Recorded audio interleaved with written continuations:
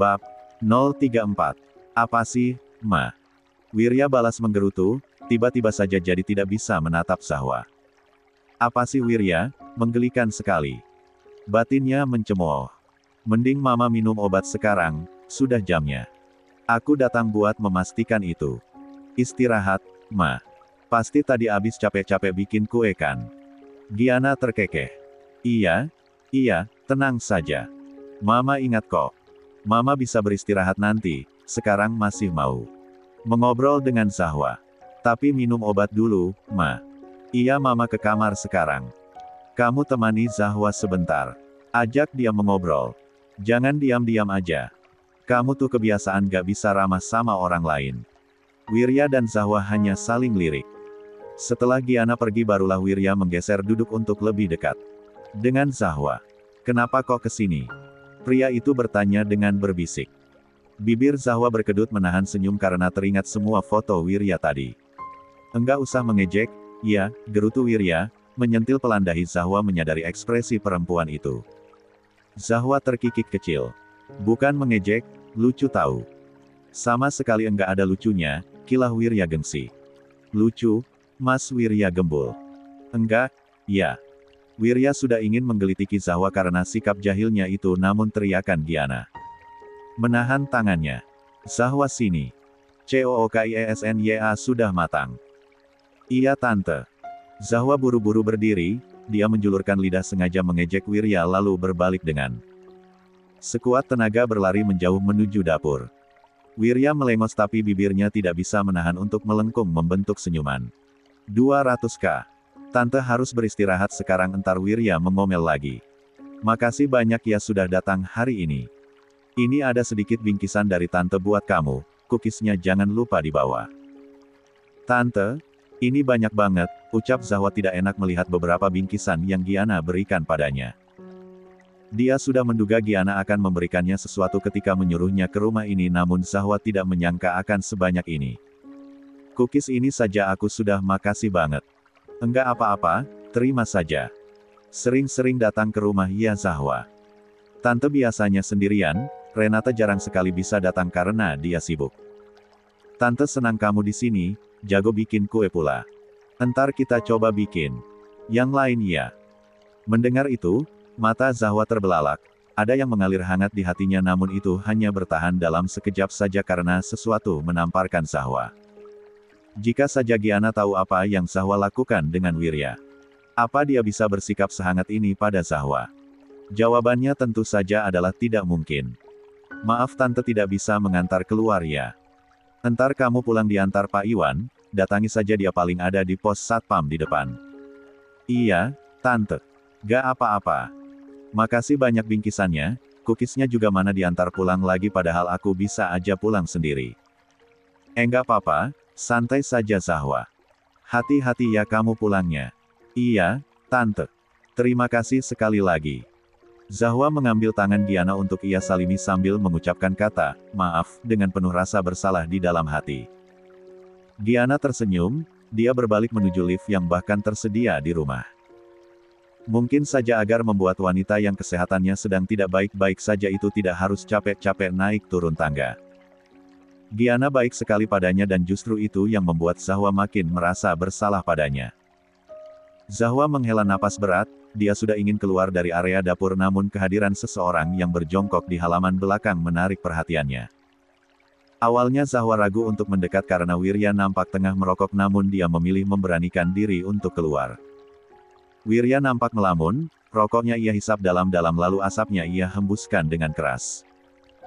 Dari situ saja, Zahwa sudah mempunyai feeling ada yang sedang tidak beres dengan pria itu dan juga Zahwa jadi kembali teringat apa yang ia lihat di mall tadi. Keasikan bersama Giana, Zahwa sampai lupa permasalahan itu. Zahwa seketika saja merasa gelisah. Kebingungan haruskah memberitahu Wirya atau tidak tentang apa yang ia lihat tapi pria itu nampak sedang semerawut sehingga Zahwa memilih memendamnya karena tidak ingin menambah beban pikiran Wirya. Nanti, Zahwa pasti akan menceritakannya. Mas Wirya, panggil Zahwa pelan. Wirya menoleh, dia langsung mematikan putung rokoknya yang padahal masih tersisa banyak. Enggak apa-apa, merokok aja, aku cuma mau pamit pulang kok.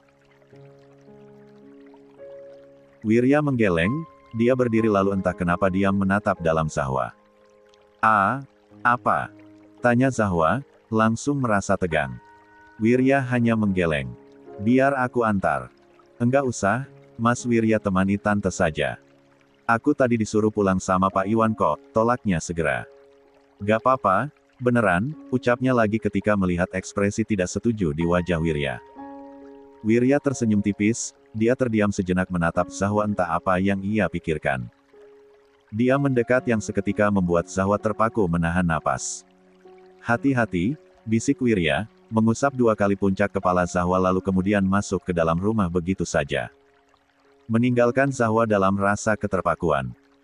Bukan hanya tentang perlakuan pria itu namun juga sorot matanya yang aneh, seolah menahan sesuatu. Wirya kenapa? Pria itu melipat tangan di dada, menatap lurus sebuah bangunan di seberang jalan yang sejak tadi berlalu lalang masuk dan keluarnya pelanggan. Detik demi detik yang berlalu tak membuatnya beralih pandangan. Bahkan mungkin sudah ada setengah jam lebih dia hanya duduk bersandar di kursi mobil tanpa mengalihkan pandangan sedikitpun. Dan, sepertinya apa yang ia tunggu membuahkan hasil ketika sebuah mobil nampak berbelok menuju halaman butik. Punggung pria itu seketika menegak, dia mencoba untuk memfokuskan pandangan. Lalu tawa sarkasnya muncul ketika orang yang ia bayangkan di dalam kepala memang keluar dari mobil itu masuk ke dalam butik begitu saja. Itu Adrian, yang masuk ke dalam butik milik. Siapa lagi kalau bukan Renata? Bohong jika Wirya tidak merasa dikhianati. Tidak perlu berpikir 2 kali seperti orang bodoh untuk membuktikan apa yang sang ayah curigakan adalah sebuah kebenaran atau tidak. Yang begini saja sudah menjadi buktinya. Apa sudah saking tidak mau peduli lagi, Renata yang berselingkuh sedikit pun tidak pernah terpikir ke dalam otaknya. Yang Wirya tahu keburukan Wirya hanyalah tentang dia yang terlalu sibuk dengan dunianya ternyata nyatanya jauh lebih buruk daripada itu. Bukannya marah karena cemburu, Wirya hanya marah karena merasa terbodohi. Bisa-bisanya dia tidak menyadari hal yang seperti ini. Permasalahan yang paling lumrah dalam rumah tangga yang sudah rusak ini. Sejak kapan Renata melakukan ini? Adrian. Pria itu, sungguh, Wirya berdecak, tak habis pikir akan perlakuannya. Mereka sudah menjadi rival terlalu lama, mulai dari permasalahan sesepele nilai di sekolah, lalu kampus bergengsi mana yang dimasuki, sampai tingkat berapa perkuliahan dijajaki lalu hingga seberapa sukses pekerjaan yang diambil dan semua itu dibabat habis oleh Wirya bahkan Wirya saja sebenarnya tidak pernah menganggap Adrian itu sebagai saingan karena nyatanya, dia akan selalu menjadi yang pertama. Itu yang selalu Wirya tanamkan dalam diri. Rasa percaya diri, bukannya emosi seperti yang seringnya dikedepankan Adrian karena hanya terfokus pada pencapaian Wirya bukannya membenahi diri sendiri. Setelah berpacaran dengan Renata, Wirya baru tahu akan hubungan wanita itu dengan Adrian yang Renata bilang pernah terjalin selama 1 tahun. Rupa-rupanya mereka kembali menyambung hubungan entah dimulai kapan tanpa sepengetahuan Wirya. Pantas saja, Adrian nampak semakin membencinya kala itu. Juga, pantas saja, dia dengan begitu emosi dan percaya diri mengatakan bahwa dia akan bisa mengalahkan Wirya di kantor. Pak Yanto kemarin. Wirya melengoskan tawa mengejek. Adrian benar-benar salah mengambil lawan. Setelah mendapatkan jawaban apa yang ia mau, Wirya langsung melajukan mobilnya pergi dengan berbagai rancangan rencana yang mulai tersusun di dalam kepala. Pak, bagus. Bagus, jam segini baru pulang. Sudah diperingati bukannya menurut malah makin melunjak yang kamu saya lihat-lihat. Zahwa yang baru saja masuk ke dalam rumah tak lagi kaget akan dampratan kalimat amarah itu. Mau apa lagi, Ma? Bilang saja, akan langsung aku lakukan. Apa Mama tidak capek selalu marah-marah? Begitu. Ucapnya datar.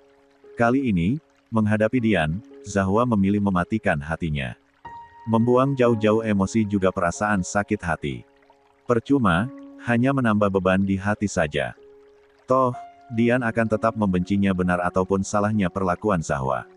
Terserah Dian saja, untuk mencoba peduli pun Zahwa sudah terlanjur muak. Dian tertawa tidak menyangka. Benar-benar melunjak ya kamu. Dada Dian naik turun dengan penuh emosi melihat wajah datar Zahwa. Tidak adanya ekspresi ketakutan di wajah perempuan itu seperti biasanya membuatnya kesal setengah mati. Dia pikir Zahwa akan makin tertekan ketika dia mengatakan Zahwa harus menebus uang sebanyak 500 juta itu. Nyatanya itu hanya membuat perempuan itu makin berani saja kepadanya. Kamar saya kotor. Berantakan sekali. Cepat bersihkan. Oh, bilang dong dari tadi. Enggak bisa pakai urat juga kan? Bisa, ucap Zahwa menggerutu tanpa dosa. Zahwa tak merespon, dia langsung mengambil vakum cleaner juga kain pel lalu langsung membawanya menaiki tangga tanpa kata. Ingin cepat-cepat melaksanakan perintah Dian saja agar bisa segera pergi. Keluyuran tidak jelas, datang ke rumah seenaknya. Apa yang kamu lakukan di luar sana? Oh, jangan-jangan jadi wanita malam kamu ya? Secara kan kamu sudah tidak punya uang lagi. Dari mana kamu dapat uang untuk membayar biaya uang kuliahmu waktu itu? Kalau tidak jadi simpanan. Zahwa mengepalkan tangan, mencoba mengatur emosinya yang mendadak hadir akibat kalimat ucapan itu. Dia menghidupkan vakum cleaner hingga suara berisiknya meredam ocehan menyindir Dian. Ocoh, benarkan ucapan saya. Dian tertawa lebar. Sekalinya rendahan tetaplah rendahan. Sudah lahir enggak jelas, hidupnya pun makin enggak ada tujuan. Bisa mama minggir? Katanya minta dibersihkan kamarnya. Gimana bisa aku membersihkan kalau mama menghalangi jalanku? Dengan wajah yang masih datar, Zahwa masih menggerutu. Sekali lagi tidak merespon segala caci makian Dian. Urusan mama itu pasti, sangat sedikit sekali, ya sampai terus-terusan merecoki aku seperti ini. Oh, atau mama hanya kesepian saja tidak ada yang mengajak bicara di rumah sebesar ini. Anak kesayangan mama kan selalu sibuk. Dian awalnya kesal Zahwa yang tidak terpancing langsung mendadak merasa mendidih emosinya mendengar kalimat sindiran yang diucapkan dengan begitu santai itu. Berani kamu menyindir saya Zahwa? Loh kok menyindir? Aku kan cuma berbicara fakta. Setiap hari cuma aku aja tuh di rumah ini, kakak mana pernah lagi datang. Kurang ajar kam, Dian mendadak termundur hampir terjatuh. Beruntung dengan sigap Zahwa langsung menangkap tangannya dan di saat itulah Zahwa tersadar wajah Dian yang lebih pucat dari biasanya. Loh, kenapa ma? Ada apa mama? Zahwa langsung refleks menjerit ketika Dian tahu-tahu terjatuh tidak sadarkan diri. Seketika saja Zahwa diserang rasa panik. Astaga.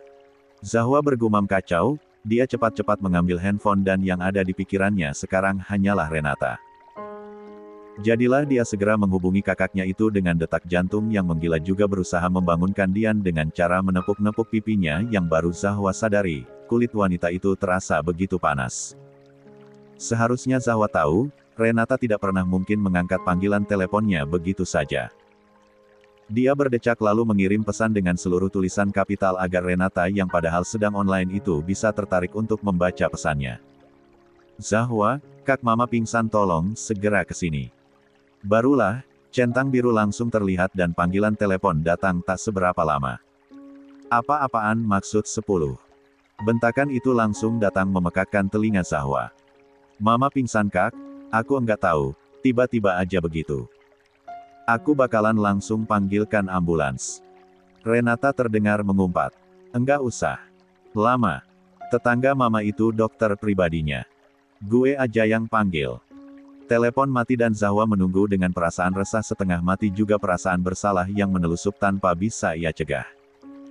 Terlalu memikirkan perasaannya sendiri membuat Zahwa sampai tidak menyadari keadaan Dian yang tidak baik-baik saja. Tak seberapa lama, bel terdengar yang membuat Zahwa segera berlari sekencang-kencangnya untuk membuka pintu. Dokter wanita yang nampak seumuran dengan Dian itu bertanya akan kronologi yang terjadi dan Zahwa menjawab sejujurnya seperti apa yang tadi dirinya lihat. Dengan dokter itu, Zahwa memapah tubuh Dian untuk naik ke atas ranjang. Dokter mulai memeriksa keadaan Dian sedang Zahwa menunggu dengan gelisah di sisinya. Pintu tiba-tiba saja menjeblak terbuka, menampilkan sosok Renata dan yang mengejutkannya juga ada Wirya di sana. Lo ikut gue. Dengan menahan geraman, Renata menarik tangan Zahwa, melangkah cepat menuruni tangga hingga Zahwa hanya bisa menuruti langkahnya dengan kaki yang terseok-seok. Langkah Renata terhenti, tangannya sudah terangkat di udara, dia ingin melayangkan pukulan namun Zahwa langsung menahan tangannya dengan raut wajah tersinggung. Bukan salahku, mama tiba-tiba aja pingsan. Aku enggak tahu apa-apa dan aku tidak akan terima kakak yang menamparkan aku begitu aja, ucap Zahwa, mengambil sikap defensif untuk membela dirinya terlebih dahulu. Renata menghempas kasar tangan Zahwa, melotot tajam mendengar jawaban itu. Lo pikir gue percaya? Hah? Lo pikir gue bisa percaya omongan yang keluar dari mulut lo itu? Lo becus tidak sih menjaga mama? Loh, kok aku? Bukannya kata mama dan kakak aku bukan siapa-siapa di rumah ini. Kenapa jadi kewajiban aku untuk menjaga mama?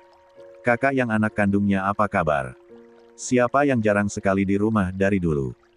Yakin, aku yang tidak becus di sini. Ucap Zahwa makin tersinggung, dia membalas tepat mata Renata, memilih menumpahkan kekesalan dan perasaan tidak terima alih-alih memendamnya seperti biasa. Hatinya tidak kuat lagi menampung rasa sakit hati dan amarahnya. Kurang ajar. Renata merenggut rambut Zahwa yang langsung membuat perempuan itu mengerang kesakitan. Wirya yang tadinya terpaku mendengar ucapan Zahwa, seketika langsung maju melerai.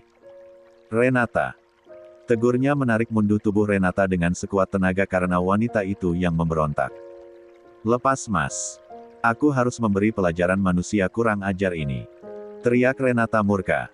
Jaga sikap kamu, Renata. Apa harus bereaksi seberlebihan ini? Tegur Wirya keras, bahkan terkesan.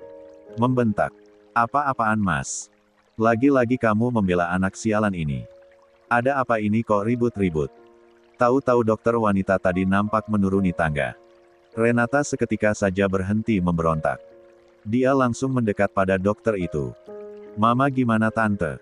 Tanyanya langsung. Beruntung tadi tante baru memanasi mobil jadi bisa langsung ke sini.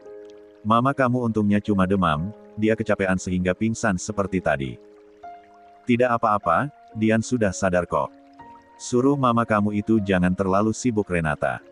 Ini, kamu bisa menebus obat di apotek terdekat.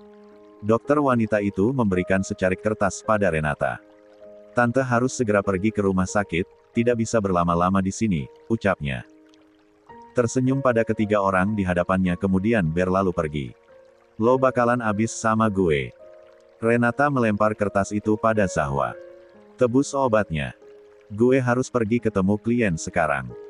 Bukan hanya Zahwa yang terhenyak tapi juga Wirya yang meloloskan tawa tidak habis pikir. Serius, Renata? Klien? Di situasi ini? Tanya Wirya tercengang. Dia klienku dari luar negeri. Aku mau kerjasama dengan brand luar. Tidak bisa ditinggalkan. Kamu paham apa sih mas? Oh tentu saja, aku tidak paham, selalu. Sama seperti kamu sendiri kan? Mengatai orang tidak becus. Benar-benar tidak paham diri sendiri, yang bahkan jauh lebih tidak becus. Selalu tidak sadar diri, itu kamu Renata, seloroh Wirya penuh hinaan. Mas. Zahwa berteriak murka. Aku sudah sangat muak tahu nggak mendengar semua penghinaanmu itu. Bisa berhenti tidak kamu? Wirya memejamkan mata sejenak. Dia langsung menarik tangan Renata, mencengkeramnya erat lalu membawanya pergi. Meninggalkan Zahwa yang syok melihat pertengkaran yang baru saja terjadi antara dua pasutri itu di hadapan matanya langsung. Apa? Begitu yang harus Wirya hadapi setiap hari. Sikap membangkang Renata. Pajak, apa-apaan sih? Sakit tahu nggak?